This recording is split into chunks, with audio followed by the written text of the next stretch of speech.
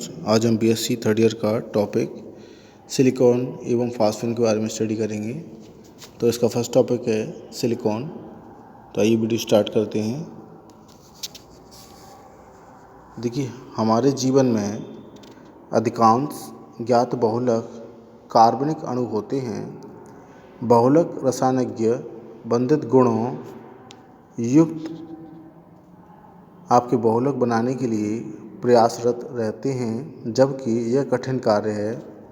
इसी संदर्भ में अकार्बनिक बहुलक संश्लेषण तथा उनके लक्षणों के ज्ञान के लिए शोध कार्य जारी हैं। सबसे पहले प्राप्त अकार्बनिक बहुलक सिलिकॉन हैं, जिन्हें कार्बधात्विक सिलिकॉन क्लोराइडों यानी R2CSiCl2 के सूत्र के द्वारा दर्शाया गया है कि जल अपघटन द्वारा प्राप्त किया जाता है या किया गया है। अकार्बनिक बहुलक में बहुलक वे विशाल अणु होते हैं जिनकी मूल संरचना में कार्बन परमाणु नहीं पाए जाते हैं। अकार्बनिक बहुलकों का मुख्य लक्षण उनकी संरचना में सहसंयोजक बंधों की उपस्थिति है। सन 1950 के पश्चात अकार्बनिक बहुलक निर्माण क्षेत्र में एक क्रांति का सूत्रपात हुआ या उदय हुआ। अकार्बनिक बहुलकों के दो प्रमुख उदाहरणों का वर्णन यहाँ किया गया है, जिसमें नंबर 1 आपके सिलिकॉन है। तो देखिए, सिलिकॉन वैज्ञानिकों के लिए 19वीं शताब्दी में ही सिलिकॉन का महत्व प्रकट हो चुका था, परंतु इसका औद्योगिक महत्व सन 1930 के बाद ज्ञात हुआ। आज सिलिकॉन विकसित एवं विकासशील देशों द्वारा उत्पादित किए जाते हैं। तो देखिए, सिलिकॉन उदासीन कार्ब सिलिकॉन बहुलकों का समूह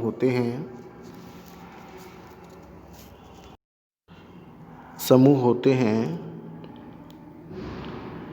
इनमें सिलिकॉन तथा ऑक्सीजन परमाणु एकांतर पर वलय श्रृंखला या जाल नेटवर्क के रूप में जुड़े होते हैं।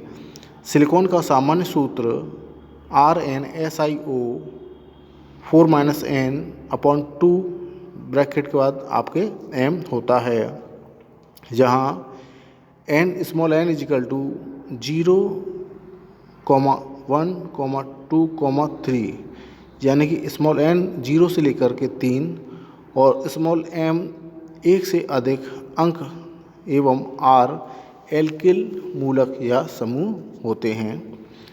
बनाने की विधियाँ, मेथड ऑफ प्रिपरेशन। तो सिलिकॉन के निर्माण में 3 पद या 3 भाग होते हैं। नंबर 1 आपके माध्यमिक यौगिक का निर्माण यानी formation of intermediate compounds.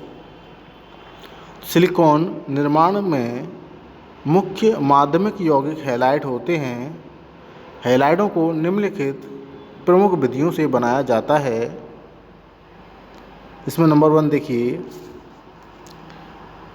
Methyl silicon बनाने के लिए मेथिल क्लोरोसाइलेन का उपयोग किया जाता है। सिलिकॉन तथा मेथिल क्लोराइड उच्च ताप पर कॉपर उत्प्रेरक की उपस्थिति में क्रिया कर मेथिल क्लोरोसाइलेन बनाते हैं।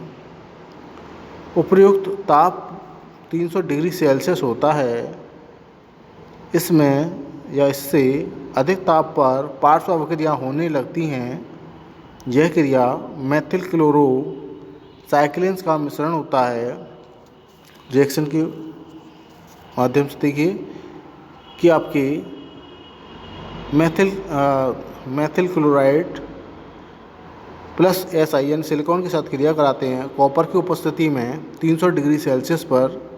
तो आपके CS3 ब्रैकेट में SiCl3 प्लस CS3 का whole twice SiCl2 plus CS3 का होल ट्वाइस SiCl आदि बनता है। उपयुक्त मिश्रण को प्रवाजी आसवन द्वारा पृथक किया जाता है। CH3 का होल ट्वाइस SiCl2 50% से अधिक प्राप्त होता है। CH3 का होल ट्वाइस SiCl2 क्वथनांक 69.6 डिग्री सेल्सियस तथा CH3 का होल थ्राइस SiCl2 क्वथनांक 66.9 डिग्री सेल्सियस के क्वथनांकों में कम अंतर होने के कारण प्रवाजी आसवन प्रभावी होना चाहिए। उपयुक्त क्रिया में हाइड्रोक्लोरिक एसिड HCl का प्रयोग करने पर मुख्य उत्पाद CH3 SiCl3 प्राप्त होता है। देखिए एथिल क्लोराइड और HCl के साथ क्रिया कराते हैं सिलिकॉन की उपस्थिति में। कॉपर उत्प्रेरक है और 300 डिग्री सेल्सियस पर उसको गर्म कर रहे हैं, तो अब जा कर के आपको CH3 SiCl3 प्लस H2 बनता है। नेक्स्ट पॉइंट देखिए, नेक्स्ट रिएक्शन एरोमेटिक साइक्लिन्स बनाने के लिए बेंजीन या बेंजीन के सजातीय को क्रिया Si बॉन्ड H बंध युक्त यौगिकों में कराते हैं। इस क्रिया में उत्प्रेरक BF3, BCl3 या AlCl3 होते हैं। तो बेंजीन की क्रिया HSiCl3 से कराते हैं 230 से 300 डिग्री सेल्सियस उत्प्रेरक की उपस्थिति में, तब जाके आपका C6H5SiCl3 बनता है और साथ में हाइड्रोजन बनती है। इस क्रिया में भी अन्य उत्पाद C6H5 का होल ट्वाइस SiCl2 C6H5SiHCl2 आदि प्राप्त होते हैं। इसके बाद थर्ड पॉइंट देखिए कि एल्काइन या एरोइल ग्रिकनाइड अवक्रिया या विकर्मक सिलिकॉन टेट्राक्लोराइड से क्रिया कर सिलिकॉन हैलाइड देते हैं। तो SiCl4 प्लस C6H5MgCl से क्रिया कराते हैं तो C6H5SiCl3 प्राप्त होता है, साथ में आपके प्लस MgCl2 मैग्नीशियम क्लोराइड प्राप्त होता है। इसके बाद देखिए SiCl4 प्लस RMgCl से क्रिया कराते हैं तो RSiCl3 प्लस MgCl2 प्राप्त होता है। इसके बाद नेक्स्ट पॉइंट है अनेक एल्काइंस तथा एसिटिलीन हेलोसाइलेंस से क्रिया कर कार्ब हेलोसाइलेंस देते हैं। तो CH3 आपके Cl3 SiH plus H2C double bond CHR से क्रिया कराते हैं तो Cl3 SiCH2 bond CH2 bond R प्राप्त होता है।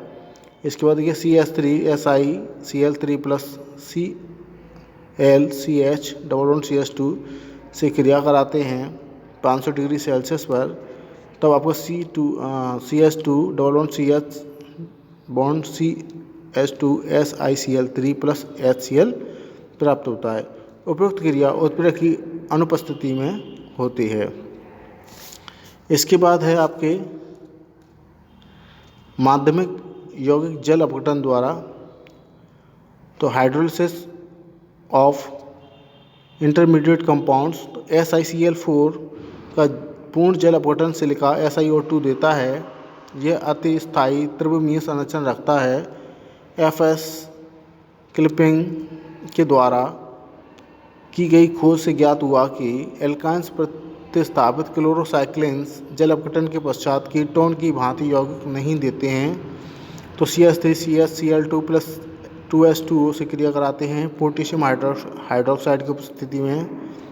तो आपका CH3COOH का होल ट्वाइस, फिर जल के साथ क्रिया कराते हैं तो आपका CH3CHO प्राप्त होता है। उसके बाद CH3 बॉन्ड CCl2 और इसके बाद शाखा CH3 जुड़ा होता है, प्लस जल से क्रिया कराते हैं तो आपको पोटेशियम हाइड्रोक्साइड की उपस्थिति में तो CH3COH का होल ट्वाइस CH3, फिर जल के साथ क्रिया कराते हैं तो CH3C डबल बॉन्ड OCH3 प्राप्त होता है। यहाँ आपके RSiCl2 प्लस H2O से क्रिया कराते हैं तो R2SiOH का होल ट्वाइस प्लस या आपके X यौगिक बनता है। तो क्लोरोसाइक्लिन्स जल अपघटन का सामान्य समीकरण निम्न प्रकार लिखा जा सकता है कि क्लोरोसाइक्लिन्स प्लस जल तो साइक्लोनोल्स प्लस HCl प्राप्त होता है। तो इसका समीकरण है कुछ एल्कान्स क्लोरोसाइक्लिन्स का जल अपघटन निम्न समीकरणों से दर्शाते हैं। तो हाइड्रोक्सी व्युत्पन्नों को साइक्लोन्स कहते हैं। तो देखिए RSiCl3 प्लस 3HOH से क्रिया कराते हैं तो RSiOH का होल ट्राइस प्लस HCl। इसी तरीके से R2SiCl2 प्लस 2HOH से क्रिया कराते हैं तो R2SiOH का होल ट्वाइस प्लस 2HCl प्राप्त होता है। इसके बाद R3SiCl प्लस HOH से क्रिया कराते हैं तो R3SiOH प्लस HCl प्राप्त होता है। तो ये माध्यमिक यौगिक का जल अपघटन द्वारा ये कुछ रिएक्शंस हैं। इसके बाद है आपका एरियल या एराइल हाइड्रोक्सी व्युत्पन्नों का बहुलीकरण द्वारा। तो देखिए साइक्लोन्स के बहुलीकरण में जल निकालकर विभिन्न प्रकार के सिलिकॉन्स प्राप्त होते हैं। प्राप्त सिलिकॉन्स की प्रवृत्ति एल्काइंस या एराइल हाइड्रोक्सी व्युत्पन्नों तथा बहुलीकरण की क्रिया पर निर्भर करती हैं। बहुलीकरण प्रक्रिया अग्रलिखित उदाहरणों से स्पष्ट होगी। तो देखिए एग्जाम्पल है आगे।